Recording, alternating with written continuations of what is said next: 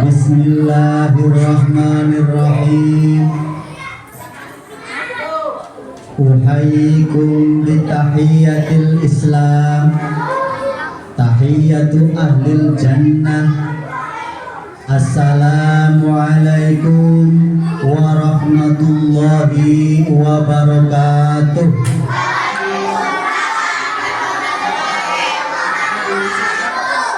Innal hamdalillah nahmaduhu wa nasta'inuhu wa nastaghfiruh wa na'udzu billahi min shururi anfusina wa sayyiati a'malina. May yahdihillahu fala mudilla lahu wa may yudlil fala hadiyalah. Asyhadu an la ilaha illallah wahdahu la syarikalah wa asyhadu anna Muhammadan abduhu wa rasuluh. Allahumma sholli ala Muhammadin wa ala ali Muhammad kama shallaita ala Ibrahim wa ala ali Ibrahim innaka Hamidum Majid. Allahumma barik ala Muhammadin wa ala ali Muhammad kama barakta ala Ibrahim wa ala ali Ibrahim innaka Hamidum Majid. Faqala Allah Ta'ala fi kitabihil karim, a'udzu billahi minasy syaithanir rajim. Subhanalladzi asra bi'abdihi lailan minal masjidil haram ilal masjidil aqsa alladzi barakna haulahu linuriyahu min ayatina innahu huwas sami'ul basir. Wa qala Allah Ta'ala wa laqad ra'ahu nazlatan ukhra 'inda sidratil muntaha 'indaha jannatul ma'wa idh yaghsha sidrata ma yaghsha ma zaghal basaru wa ma tagha laqad ra'ahu min ayati rabbihil kubra. Yang saya hormati Bapak Kepala Sekolah yang pada kesempatan ini tidak dapat hadir di tengah-tengah kita. Yang saya hormati rekan sejawat, Bapak Ibu guru beserta tenaga kependidikan yang lain. Yang saya sayangi dan saya banggakan anak-anak dari kelas 1 sampai kelas 6. Rahimani wa rahimakumullahu jami'an.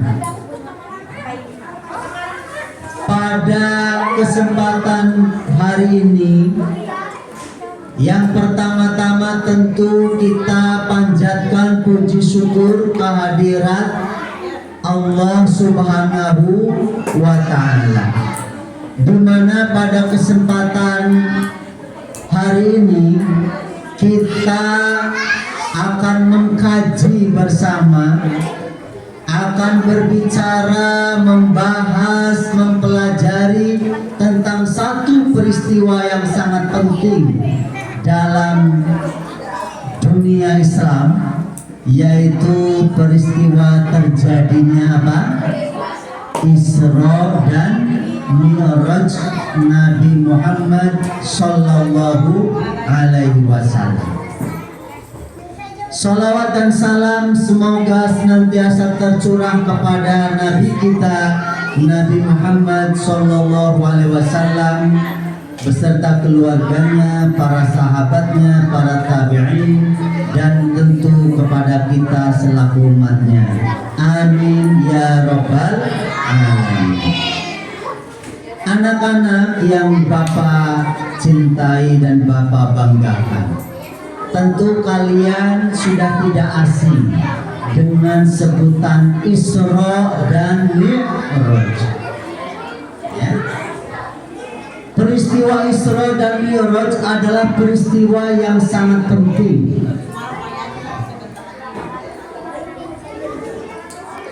Peristiwa Isra dan Mi'raj, percaya kepada terjadinya Isra dan Mi'raj yang dialami oleh Nabi kita merupakan akidah di dalam agama kita.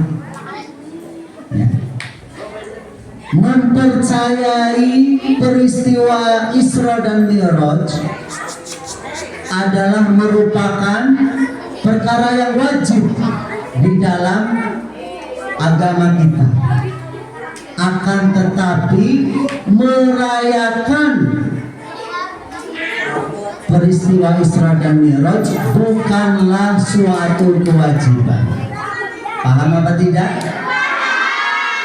Ini perlu dibedakan ya. Percaya dengan terjadinya peristiwa Isra dan Mi'raj adalah suatu hal yang wajib di dalam akidah Islam. Akan tetapi merayakan Isra dan Mi'raj bukanlah kewajiban, bahkan tidak disyariatkan, tidak diperintahkan. Bisa dipahami ini? Sama halnya dengan bersyukur atas kelahiran Nabi. Wajib apa tidak? Wajib. Bersyukur akan maulid Nabi wajib, tetapi merayakan maulid Nabi bukanlah kewajiban. Bisa dipahami? Baik, coba Bapak minta anak-anak ini lebih tenang lagi biar ilmunya masuk, biar mendapatkan ilmu nafi', ilmu yang bermanfaat. Di awal tadi Bapak sudah memulai dengan dua ayat yang berbeda. Yang pertama ada di awal surah Al-Isra, dan yang kedua berada dalam surat An-Najm. Jadi peristiwa Isra dan Mi'raj ini diabadikan oleh Allah di dalam Al-Quran pada dua surat. Surat apa saja? Ayo, yang pertama surah Al-Isra. Subhanalladzi asra bi'abdihi lailan minal masjidil harami ilal masjidil aqsa alladzi barakna haulahu linuriyahu min ayatina innahu huwas sami'ul basir. Yang kedua, Allah mengabadikan peristiwa Isra dan Mi'raj pada surat An-Najm. Di antara potongan ayatnya adalah Allah berfirman, walaqad ra'ahu nazlatan ukhra. Sungguh Nabi Muhammad telah melihatnya, yakni malaikat Jibril, pada kesempatan yang lain, yaitu inda sidratil muntaha, ketika berada di sidratul muntaha. Kalian tahu apa itu sidratul muntaha? Yaitu langit yang paling tinggi, ujungnya alam semesta ini. Sidratul muntaha, inda jannatul ma'wa, di dekat sidratul muntaha itu ada surga tempat tinggal. Jadi kalau kamu ditanya surga itu ada di mana? Di atas apa di bawah? Indaha jannatul ma'wa. Oke. Nah, Nabi Muhammad itu pada suatu malam selepas sholat Isya, beliau didatangi oleh malaikat Jibril. Siapa yang datang pada Nabi? Malaikat Jibril datang kepada Nabi Muhammad pada suatu malam setelah beliau selesai sholat Isya. Kemudian malaikat Jibril membelah dadanya Nabi. Ya, apa kan?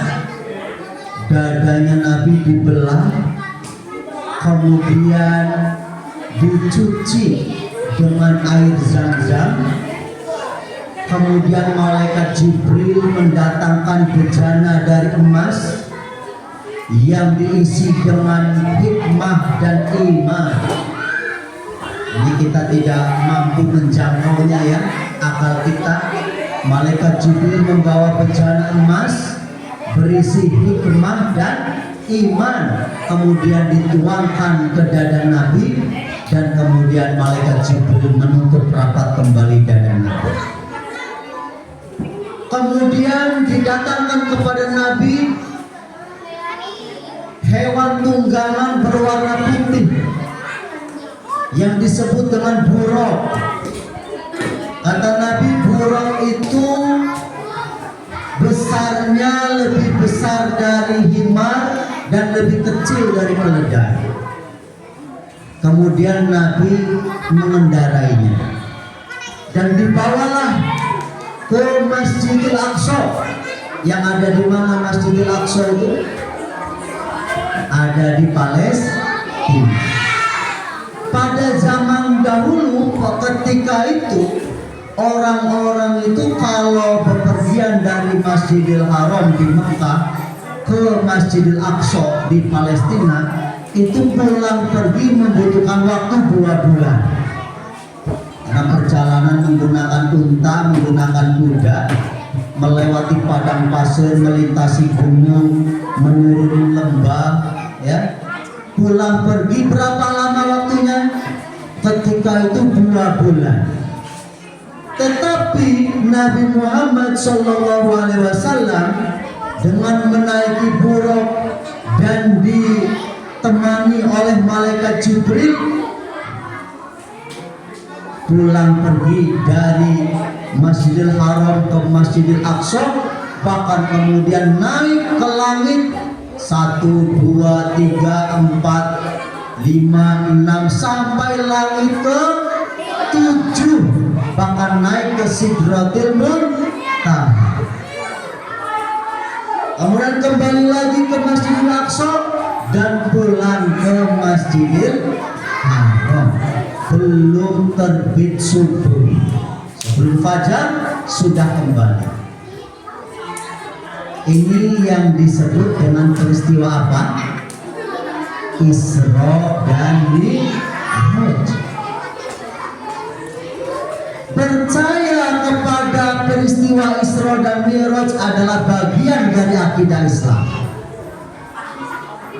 Maka setelah peristiwa itu Nabi Muhammad SAW di pagi harinya merenung, wajahnya murung, merasa sedih, takut, khawatir kalau kaumnya akan mendustakannya. Maka ketika itu dilihatnya oleh Abu Jahal dan ditanya oleh Abu Jahal, maka Nabi kemudian menceritakan apa yang dialaminya. Abu Jahal ketika itu tidak langsung mengingkarinya, tapi Abu Jahal bilang, bagaimana kalau saya panggilkan orang-orang supaya mendengarkan cerita kamu? Kata Nabi, silakan. Maka kemudian Abu Jahal mengumpulkan orang-orang untuk berkumpul di sisi Nabi dan Nabi menceritakannya. Maka orang-orang pun banyak yang mengingkari.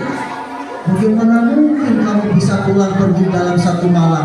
Kita aja kalau ke Masjidil Aqsa ke Palestina itu 2 bulan baru balik.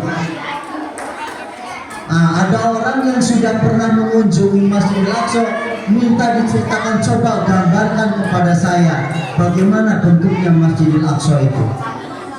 Nabi ketika itu yang sebelumnya belum pernah pergi ke sana, kecuali malam itu tadi, menceritakan bentuk ya, Masjid Aqsa dengan rinci, sampai-sampai orang keheranan, tapi yang diceritakan ini ya, lokasinya tepat, bentuknya benar, Padahal sebelumnya Nabi belum pernah safar ke Palestina, ke Masjidil Aqsa, kecuali pada malam Isra Mi'raj tersebut.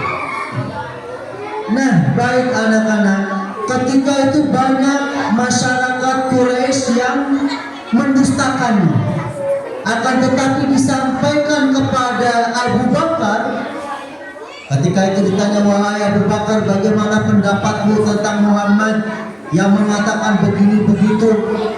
Apa kata Abu Bakar? Sungguh dia, yaitu Nabi Muhammad, sudah mengatakan bahwa dia menerima wahyu dari langit pagi dan petang. Tiap hari siang dan malam menerima wahyu dari Allah, dan itu lebih besar urusannya daripada sekedar Isra dan Mi'raj. Maka saya juga mempercayai. Apa kata Abu Bakar? Saya percaya. Jangankan Isra dan Mi'raj, tiap hari Nabi mendapatkan wahyu dari Allah juga saya percaya. Maka sejak itu Abu Bakar digelari dengan Abu Bakar As-Siddiq, yang artinya Abu Bakar yang selalu percaya. Abu Bakar yang selalu percaya. Para ulama berbeda pendapat waktu terjadinya Isra dan Mi'raj, kapan tanggalnya, bulannya, akan tetapi mereka sepakat akan terjadinya peristiwa itu. Peristiwa Isra dan Mi'raj ini terjadi pada tahun keberapa? Ada yang tahu apa tidak? Apakah Isra dan Mi'raj terjadi sebelum atau sesudah hijrah ke Madinah? Kira-kira sebelum apa sesudah hijrah? Isra dan Mi'raj itu kan dari Masjidil Haram ke Masjidil Aqsa. Nah, peristiwa tersebut terjadi pada tahun ke-10 kenabian. Pada tahun berapa? Pada tahun ke-10 kenabian. Peristiwa ini merupakan penghormatan yang diberikan oleh Allah kepada Nabi Muhammad dan sebagai pelipur lara untuk menghibur Nabi, membesarkan hatinya, membulatkan tekadnya. Karena ketika itu Nabi Muhammad ketika berdakwah benar-benar mendapatkan tantangan, mendapatkan banyak cobaan. Beliau ketika itu selepas dilempari batu oleh penduduk Taif sampai berdarah-darah. Coba bayangkan. Ketika itu juga beliau baru ditinggal pergi untuk selama-lamanya oleh istri tercinta. Siapa istrinya yang pertama? Siti Khadijah. Betul. Siti Khadijah selama ini memberikan perlindungan, memberikan bantuan, seluruh hartanya diberikan untuk dakwah. Dan juga ketika itu Nabi Muhammad baru saja ditinggal pergi oleh pamannya Abu Thalib, di mana pamannya merupakan tokoh masyarakat Quraisy ketika itu. Orang-orang segan, takut kepada Abu Thalib. Tapi setelah Abu Thalib meninggal dunia, orang kafir Quraisy tambah berani kepada Nabi Muhammad. Sungguh ketika itu Nabi kita berada dalam keadaan yang sangat menyedihkan, kehilangan orang yang dicintai, kehilangan paman yang melindungi. Maka ketika itu terjadilah peristiwa ini sebagai bentuk penghormatan pada Nabi dan sebagai apa? Pelipur lara bagi Nabi untuk menggembirakan hatinya dan menguatkan tekadnya dalam berdakwah kepada manusia.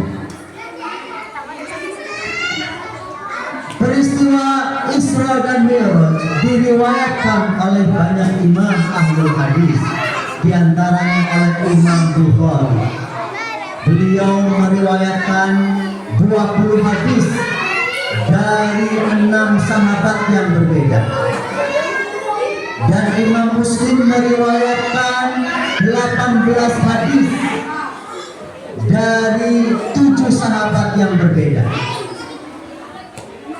Jadi peristiwa ini sudahlah dicantumkan di dalam Al-Quran, juga diriwayatkan di dalam kitab-kitab hadis. Nah, pada malam Isra dan Mi'raj, selepas sholat 2 rakaat di Masjidil Aqsa, Nabi Muhammad kemudian dimi'rajkan, naik ke langit. Setiap naik satu langit, malaikat Jibril meminta izin kepada penjaga langit.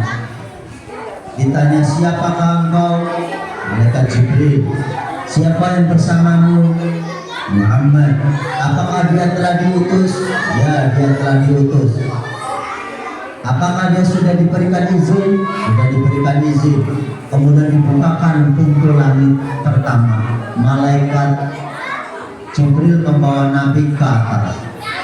Di langit pertama, Nabi bertemu dengan Nabi siapa? Ada yang tahu? Yang Nabi siapa? Betul sekali. Nanti ini ditanya ini ya. Pada langit pertama, pada langit dunia, Nabi Muhammad berjumpa dengan Nabi Adam alaihissalam.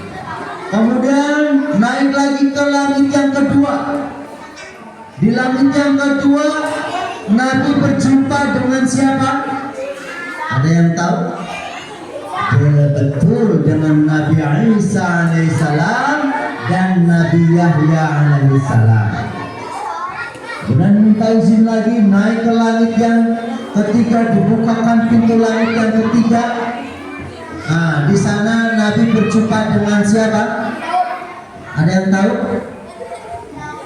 Nabi yang parasnya tampan sekali. Betul, dengan Nabi Yusuf alaihissalam.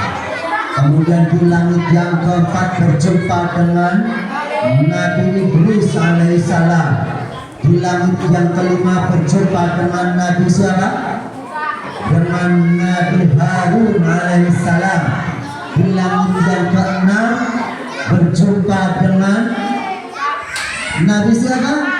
Betul, Nabi Musa alaihissalam, Kalimur Rahman, Nabi yang berbicara dengan Allah Subhanahu wa ta'ala. Kemudian di langit yang ketujuh, Nabi Ibrahim alaihissalam. Betul sekali. Dan Nabi mendapati Nabi Ibrahim sedang bersandar di Baitul Ma'mur. Langit ketujuh, Nabi Ibrahim sedang bersandar di mana? Di Baitul Ma'mur. Baitul Ma'mur itu seperti Masjidil Haram ya, di atas langit yang ke-7, yang setiap hari dikunjungi oleh malaikat tidak kurang dari 70.000 malaikat, dan setelah keluar tidak kembali. Baik, kemudian setelah itu Nabi Muhammad dinaikkan sampai ke Sidratul Muntaha. Walaqad ra'ahu nazlatan ukhra 'inda Sidratil Muntaha, 'indaha jannatul ma'wa, idh yaghsha as-sidrata ma yaghsha, ma zaghal basaru wa ma tagha, laqad ra'ahu min ayati rabbihil kubra. Nabi Muhammad berada di atas Sidratul Muntaha, dan ketika itu melihat rupanya bentuk yang asli. Di Sidratul Muntaha ada surga tempat tinggal yang dijanjikan kepada kita. Semoga kita termasuk ahli jannah. Amin ya rabbal alamin. Kemudian disitulah Nabi mendapatkan perintah apa dari Allah Subhanahu wa taala? Mendapatkan perintah apa? Sholat. Setelah mendapatkan perintah sholat, Nabi turun kembali, namun dicegat oleh Nabi Musa. Nabi Musa tadi di langit keberapa tadi? Di langit keberapa Nabi Musa? Langit ke-6, betul. Ditanya oleh Nabi Musa, wahai Muhammad, apa yang diperintahkan oleh Tuhanmu? Apa yang diperintahkan oleh Rabbmu? Nabi pun menjelaskan bahwa Allah memerintahkan kepada umatnya untuk sholat dalam satu hari satu malam itu 50 kali. Maka kata Nabi Musa, umatmu gak akan sanggup, mintalah keringanan. Irji ila rabbik, kembali kepada Tuhanmu, minta keringanan. Maka kemudian Nabi pun minta keringanan kepada Allah dan diberi keringanan, dikurangi. Kembali lagi bertemu dengan Nabi Musa, disarankan lagi untuk minta keringanan lagi. Irji ila rabbik, kembali kepada Rabbmu. Nabi pun kembali minta keringanan. Sampai akhirnya Nabi Musa menyarankan kembali lagi. Sudah tinggal 5. Tapi Nabi Muhammad bilang, aku malu kepada Tuhanku, minta keringanan terus. Aku sudah menerimanya. Kemudian terdengar suara, itu sudah aku tetapkan dan aku wajibkan, dan bagi hambaku sudah aku beri keringanan.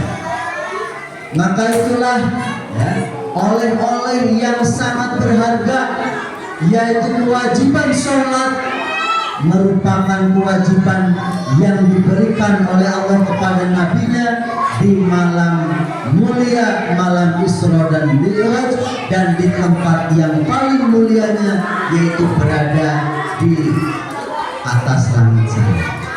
Itu saja barangkali yang dapat Bapak sampaikan. Mudah-mudahan kita dapat memetik pelajaran dari peristiwa Isra dan Mi'raj ini, dan kita mendapatkan tambahan keimanan dengan merenungi dan mengimani peristiwa Isra dan Mi'raj, sehingga semakin menumbuhkan pengagungan kita kepada Allah Subhanahu wa ta'ala. Subhanakallahumma rabbana wa bihamdika asyhadu an la ilaha illa anta astaghfiruka wa atubu ilaik. Wassalamu alaikum warahmatullahi wabarakatuh. Waalaikumsalam warahmatullahi wabarakatuh. Terima kasih atas tausiah yang telah disampaikan. Semoga ilmu dan hikmah dari peristiwa Isra Mi'raj dapat kita amalkan dalam kehidupan sehari-hari, khususnya dalam menjaga sholat lima waktu.